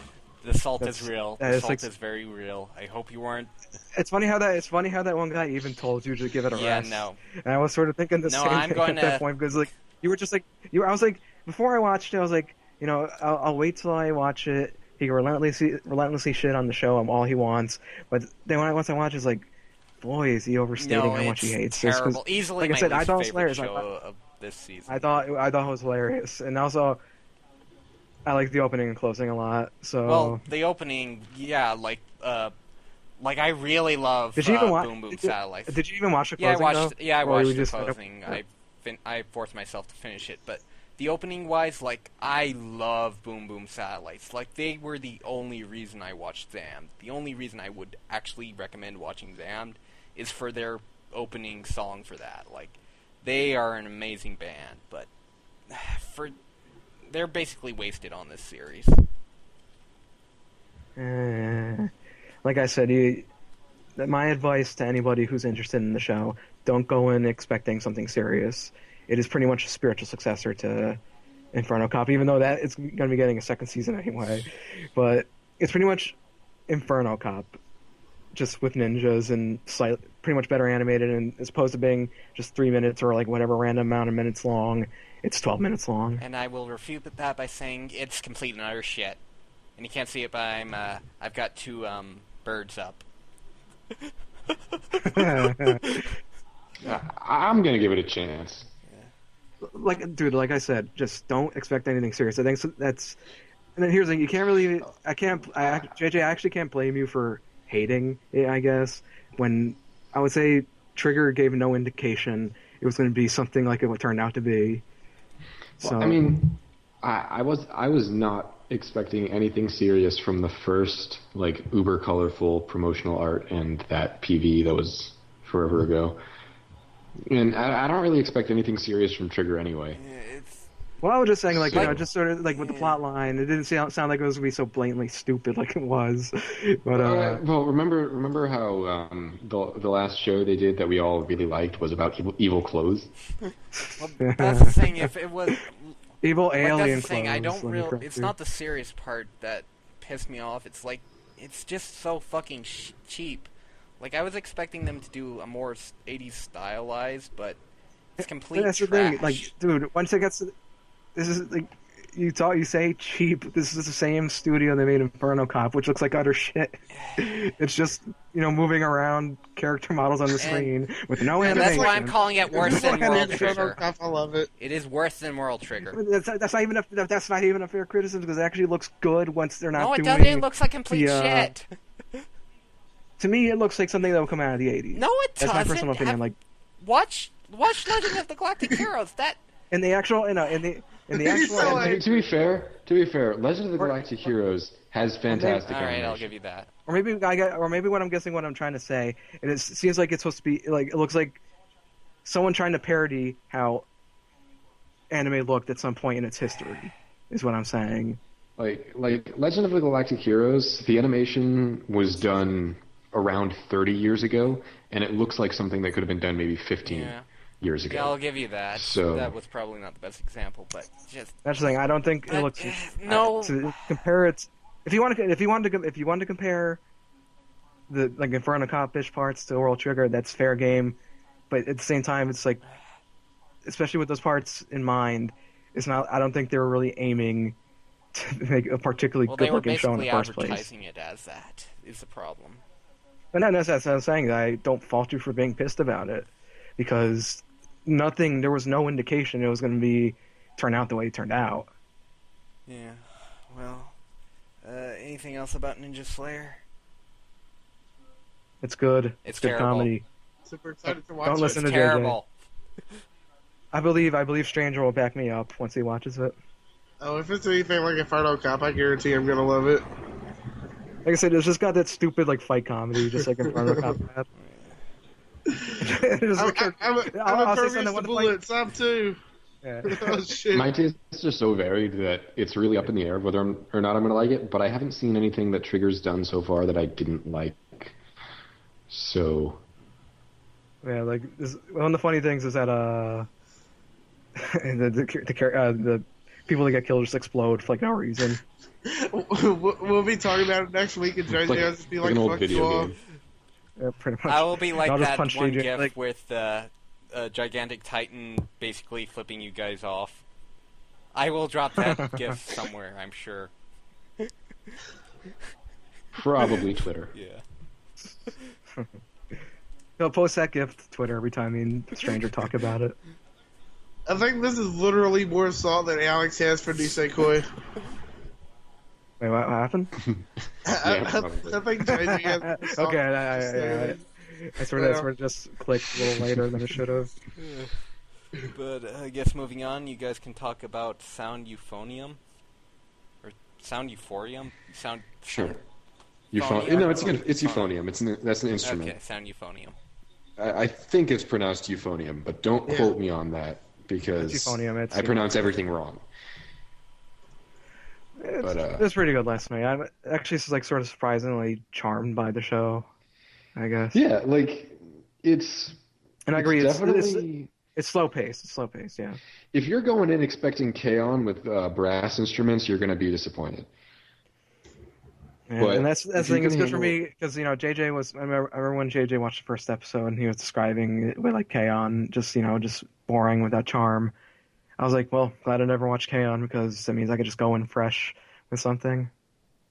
Yeah, like I honestly like it didn't blow my mind or anything, and I didn't expect it to. I don't really care too much for like the musical genre of anime, but I didn't think it was bad or anything.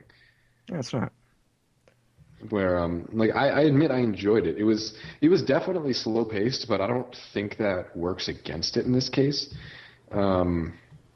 Especially since has it been announced how many episodes it's gonna have? I haven't. No, I don't think I it has. could have. So in the I could case that have. it's I guess I could have sworn on any chart I saw it being too core, but I don't think I'm right about that. Let me check really quick, actually. if it is too core, I think it can like I don't think the pace that it was going that the first episode went at would hurt it if it kept to that pace but was too core. Hold on. No, if I'm wrong. Yeah, it's not too core. It's not. I'm not seeing it. I know Kyokai no Rin-ne is too core, and so is Odemonogatari, but yeah, that's the only thing. And your guy's favorite show, Yuki-chan. That's too core. Apparently. Oh, Damn we're it. going to talk about that next. Let's talk a little bit more about Sound Euphonium, but and then we're going on to Yuki-chan, I guess. No, I don't want to. Deal with it. Well, like I thought it was nice. I'm intrigued by the characters. I do not feel any sort of insta attachment to them like I have with some other characters this season. But I'm curious about how they're gonna interact with each other. So That's the thing. The one thing I would say that's sort of I'm slightly annoyed with by the show is that sort of whole. It's like, oh, it's like what? Like, is she ever going to forgive me for what I did? It's like sort of like to me, it's sort of just being blown out of proportion. yeah, that was one thing that like annoyed me a little bit as well. Is like I don't like characters that just blame all of their problems on other people, and I also just don't like people that do that in general. And there's definitely one of those characters that's there. You know, I feel like she's the type of girl that's like, oh, even though we're all in this together, everything that went wrong is not my fault at all, and you all suck, and you're holding me back. You know, like that sort of high strung, like turns up their nose at everyone. And I don't care for that type of character. They kind of annoy me, and I haven't really seen anything where they added to anything unless it was unless they were insta karma'd like the guy in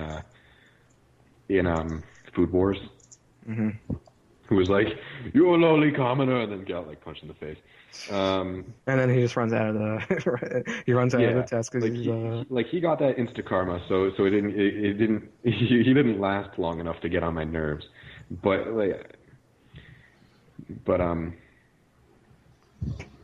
and then there's also the fact that it sounds like the main character just sort of is accepting the blame that she doesn't deserve. But oh well. Yeah. Other than that, can't really say I had much to say about the episode. Other than that, I've enjoyed it, the series so far. Yeah, I think it's worth. I think I'm going to keep up with it for at least a little while.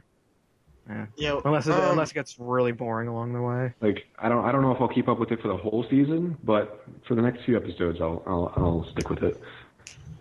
Yeah, it seems pretty solid so far. If a bit slow, plus it has nice animation, and that kind of reminds me of another show I picked up that I had similar ideas for in the early episodes. Oh no. Glass Lip. Don't you mind if I? Yeah, I'm really worried this is gonna end up with Glass Lip syndrome. I hope not. Just so many episodes of nothing. I like glad. Oh man. The anime subreddit was even more salty on that than JJ is with Ninja Slayer right now. It's become a running joke. Let's not talk about Glass Lip. You watched the entire thing, didn't you? No, I dropped it at episode 7.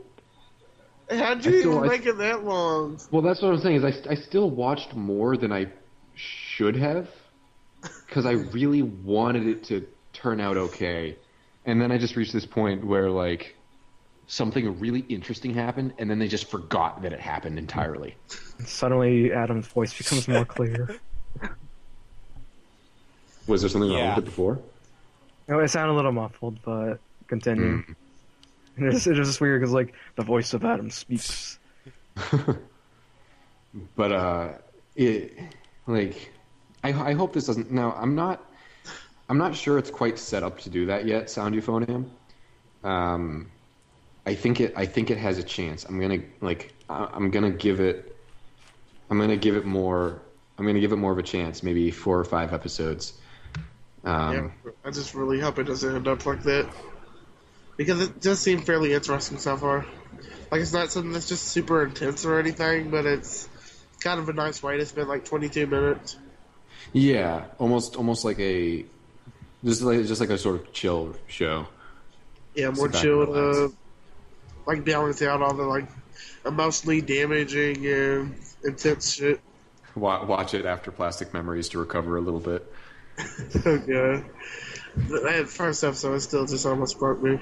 See, I'm sort of debating putting Plastic Memories on hold and marathoning it when it's got more episodes, but I also really want to see what happens next. You know you're not gonna be able to do that. Yeah, I'm not. But You say you think you can, but you know you'll break almost immediately when a new episode comes out. yeah. Oh, I'll admit it. God, it is so good. Also, especially if it's going by like a week-by-week type thing, then I definitely want to watch it as they come out. Eric just told JJ he's gonna drop everything to watch Ninja Slayer right now. I applaud Eric. I'm gonna watch it right after the podcast is over, and it's gonna be beautiful. I will tweet all my opinions specifically at JJ.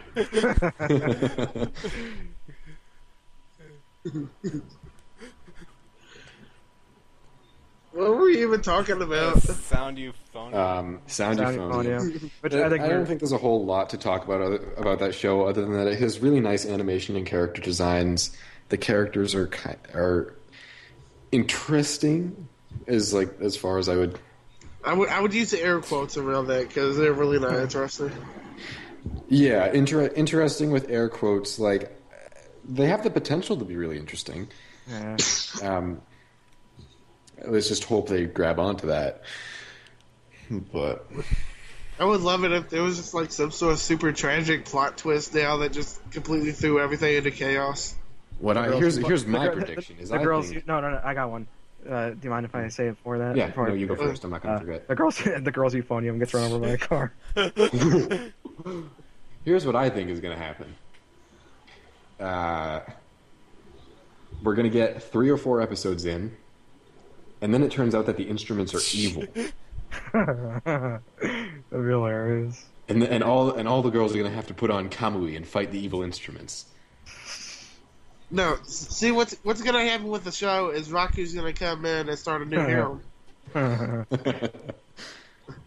Watch this show be the next Madoka, just like turn out to be like the next Kill la Kill, like 4 episodes in. Just all of us. I would love that. It would be absolutely amazing. That would make. I would give it a 10 out of 10 just for that kind of twist. Start giving it dark Higurashi-esque plot twists. Everyone starts getting murdered and freaking the fuck out. Oh my god, that would be beautiful. This show, like, oh man. If this show just all of a sudden pulls some ultra plot twist, it'll get an insta 10 out of 10 from me. K-On meets Higurashi. Oh. When the euphoniums cry. We should probably get back on track. We're pretty.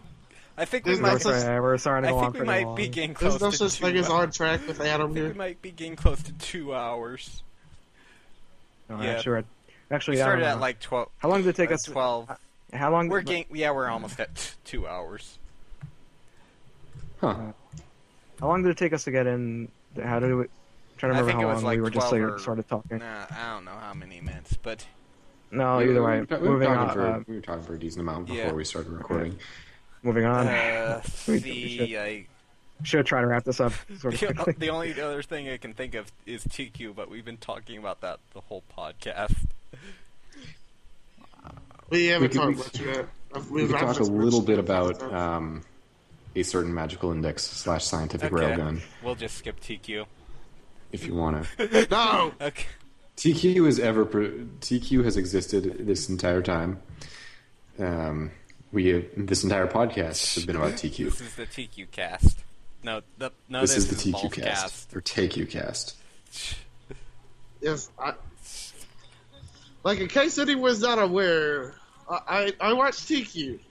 Tennis Yeah, podcast. I got him to watch Yeah. Teekyu. Like last episode, we talked about it. Like I briefly mentioned it, and it got Stranger interested. No, that's not what got me interested. What got me interested was just the screenshot you posted that was like, we saw like 2 hours worth of content. It was actually about 1.5 minutes. Like, sounds like my kind of show. And then I'm watching, it's just absolute off-the-wall, batshit insane, amazing anime all compacted into a minute and a half. The thing that got me to watch was freezing through the sky until you are swimming. I can't even say that. Freezing through the sky until you are swimming. Stranger 2015. I just lost my mind during it. And then it just became a thing. And then I was amongst like- people. Yeah, I got like literally 10 people to watch it. I am talking to my boss at work last night and telling him watch Teekyu. Good He'll just luck. like when he does, he'll just say, "Stay the fuck away from me." Well, no, because he's interested in yandere. He's been infected. Yes, he is.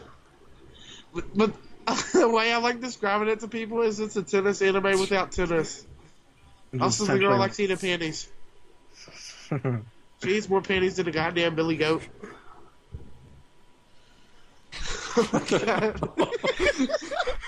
And don't forget the What are you Predator talking about? joining in their class.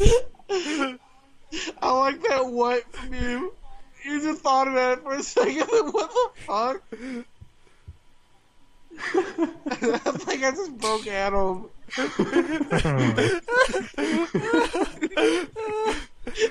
We should. I think I might have to edit some stuff out from this podcast. No, I think you should I think we might have to break it This up is into exactly 2 TQ. episodes or something. Sure, why not? I don't know. We are almost done. Yeah. Yeah. And we just need to talk about the greatness of Teekyu some more. Why have you people not told me about the show before technically now? I did mention it while And back, honestly, but It honestly never seemed like something with like Stranger. Oh my god, you were wrong. I had it in my queue on Crunchyroll for the longest time. and I think that might have been because And it was. I don't remember what you said that got me sort of interested enough in it to put it in my queue. I don't even remember But, that much about it. That was so long ago, Yeah, too. like It's been forever since I found out about the think- show. And the only reason I watched it is because everybody else was watching it and having hilarious reactions. And I wanted to turn off my brain for a bit. So forcibly. I don't put remember myself who, into but a- somebody mentioned that if you wanted to wake up in the morning, you didn't need coffee, you just needed Teekyu. Was that Eric? Yeah. Accurate. Was that Eric? That's that was accurate. Okay. Wait, who said that? Was it Eric or... I can't remember who. Was it PR Jumpman? I remember somebody saying it. But it was like a couple of days ago. Or yesterday, maybe. I can't remember. But anything else about Teekyu? Teekyu? It's terrible. It is It is beautiful. terrible. The It is worst show absolutely I've beautiful. ever seen. 1 out of 10. I would kill you. I will admit it's terrible. It's one of those shows. I have not even been able to come up with a score for it. It does not fit into either of my scoring systems at all. 11 out of 10. Which is like I have two scoring systems that sort of work hand in hand, and they're both out of 10. And one of them is the whole, like, similar to Glass Reflection, except I round to whole numbers where I think about, like, art, story, characters, blah blah blah, and then I average out those scores and get a whole number. And then I have a scale of, on a scale of 1 to 10, how likely am I to? Oh no, something happened. God, that is so stupid. What the fuck? You know it's bad when you look back and you just don't understand what you said. Oh god. I don't understand what kind of analogy I was making there. So a stranger just tweeted about the billy goat. What the fuck? What was I saying? Oh, so I have my two scoring systems where one is I get numbers for art, characters, blah blah blah, and then there's another one where it's just on a scale of 1 to 10, how likely am I to recommend this to somebody? And I usually go with either of those, and Teekyu doesn't fit into. I can't give it a score.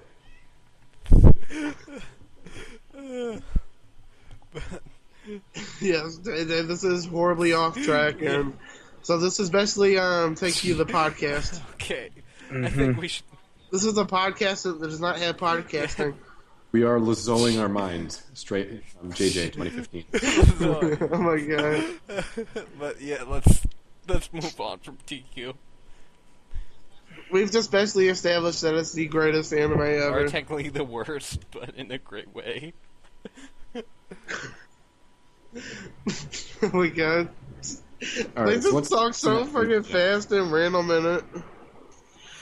I like how there was one episode where she tells the pink-haired chick to do something stupid and she suddenly turns into a cushion. That is like the worst person in town to do something stupid. She is basically Mako. They're all Mako.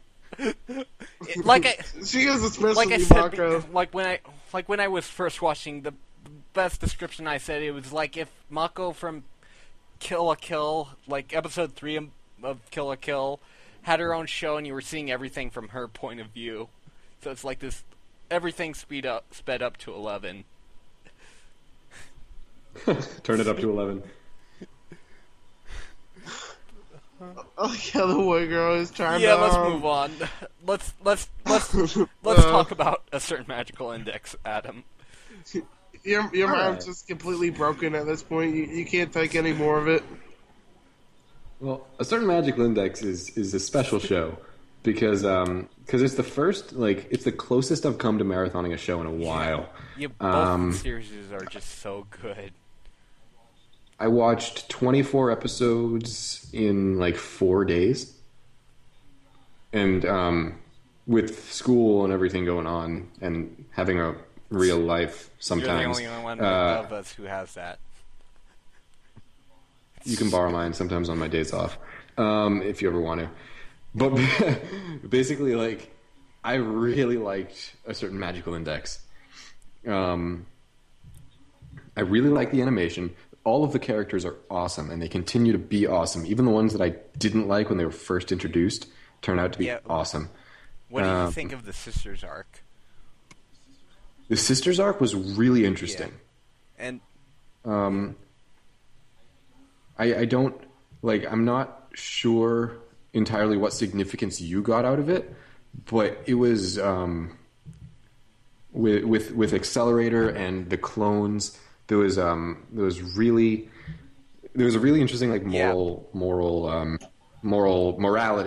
is the word I'm looking for. The moral dilemma.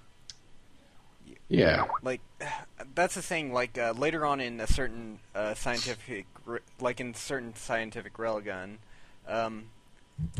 like later in a certain scientific railgun, they sort of redo that sister's arc, but they do it in a way where it's more focused on Mizuka's point of view, and they just really ramp up the quality of it to like 11. Like it's just amazing how better it is.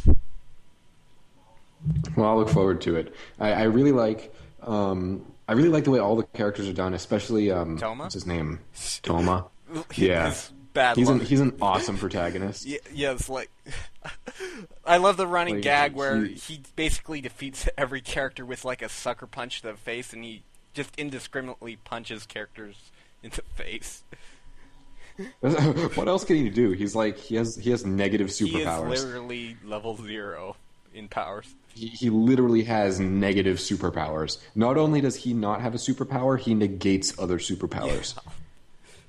Which, you could argue that that's a Yeah. superpower in and of itself. But And you'd Yeah, have a good argument. basically he makes all other powers irrelevant, so he basically makes characters on equal terms with them. Yeah, and that's actually a pretty cool Yeah. power, you got to say. But yeah, So- like I still like the Sisters arc. It's still one of my favorite arcs in any series, but overall the entire series was very enjoyable. Yeah. Like, what did you think of the Last Order arc, though? The Last Order, well, Misaka says, that verbal tick drove me insane. As if the other sisters speaking in third person wasn't enough. This Last Order had to speak in double third person, sixth person. She spoke in sixth person. Sixth person. Or as I should say, if I'm going to talk like her, Misaka spoke in sixth person. But I actually do like how they characterize Accelerator. Like at first, they could have just had him this completely terrible person, but the way they characterize him, it's sort of it's not entirely his fault. Like he. That's one of the things I love about the show is there's not really a bad guy so far. At least from what I've seen. I've only watched the first season and like a quarter of a certain scientific railgun, but so far there hasn't been like a legit bad guy. Yeah, like I'll agree. There's no really main villain in it. Like there are characters who are sort of villainous in it, and sort of Yeah, and they're like behind the scenes and manipulating some stuff, but there's no conventional villain yet. yeah. But anything else about a certain magical index? To avoid spoilers, Okay. no. Well then, let's see. The only other thing I've been watching is I've checked out the first episode of D-Frag. But I wasn't really sure what I was expecting with D-Frag. Like, I thought it would be some sort of, I don't know, like some sort of anime related to my field, which is programming. But what it was like this. Basically, it's like this comedy about a game design club who basically just use that as an excuse to basically fuck around or whatever, just do random shit.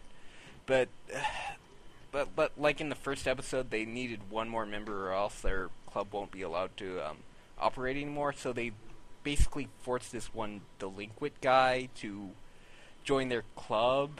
But the thing is, all the chicks are basically like this. Are basically uber chuny as fuck. So like and Awesome. they basically like they're basically all saying like each one of them's pretending they have a different elemental power, but when it comes down to it, like the lightning chick, she just has a taser. The water chick basically drowns people with a water bottle, and she's got pink hair, by the way. And Hold on, wait, what was this? D-Frag. It's D-Frag. And the one Earth chick, basically she just plays around in dirt and punches the guy. And then the fire chick, she just acts really moe for no reason, and with a firecracker or whatever. And the thing I loved most about it is in the dub, J. Michael Tatum is playing this uber masochistic guy. So it's just him overreacting is amazing. Like, it's definitely a series I'm gonna eventually, like, I already pre-ordered the series just to see, just to have the DVDs, because it seems like a pretty fun show. But I can't really think of anything else besides watching Legend of the Galactic Heroes, which we already mentioned.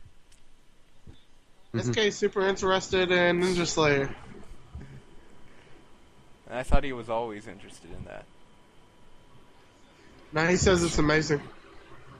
Because I was telling him that pretty much check whatever expectations he had of it out. I'm watching it right now. Before. But anyways, if we got nothing else to talk about, we should wrap this up. Oh, you got...